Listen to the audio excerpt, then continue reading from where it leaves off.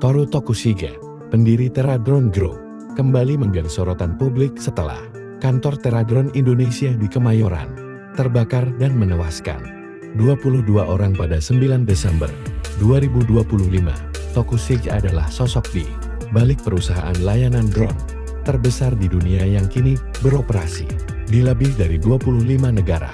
Teradrone didirikan pada Februari tahun 2016 dengan strategi menggabungkan teknologi drone mutakhir dan pengetahuan lokal lewat akuisisi perusahaan-perusahaan drone di berbagai negara. Di Indonesia, perusahaan ini hadir setelah mengakuisisi PT Aerogeo Survey Indonesia pada tahun 2019.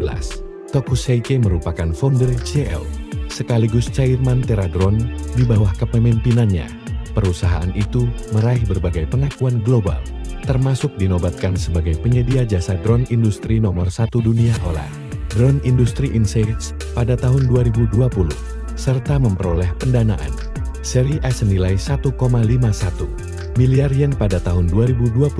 Kia juga menulis buku Medpay Japan dan menjadi dosen paruh waktu di Universitas Chiba. Lahir di Yamaguchi pada tahun 1973, Tokushiga menempuh pendidikan teknik kimia di Universitas Kyushu, kemudian meraih MBA di Thunderbird School of Global Management pada 2022. Karirnya dimulai di Sumitomo Marine and Fire Insurance Co. Ltd. sebelum terjun ke dunia startup teknologi di Silicon Valley.